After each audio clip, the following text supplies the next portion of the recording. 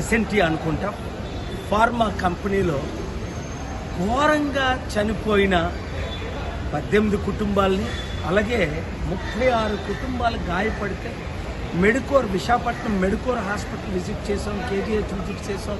Steel plant లోపల ఉన్న pharma చాలా దూరం అయినప్పటికీ అంత దూరం వెళ్ళి తిరిగి వచ్చాం.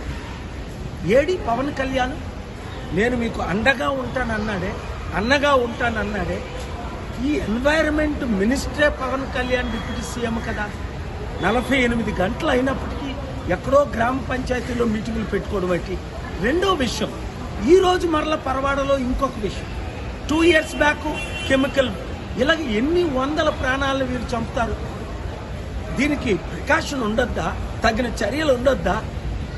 ఏదో చనిపోతే ₹1,00,000 5 లక్షలు ఇవ్వడం, ఏదో ₹1,00,000 అనౌన్స్ చేశాడు.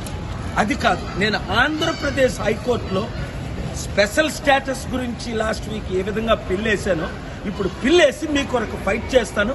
ఈ చనిపోయిన కుటుంబానికి మినిమం ₹10 కోట్ల, గాయపడిన వాళ్ళకి ₹5 కోట్ల. అంతేకాకుండా ఇలాంటి దుర్ఘటనలు, హార్ట్ బ్రేకింగ్ ఘటన, ఇలా బర్న్ అయిపోవడం ఏంటి మనుషులు?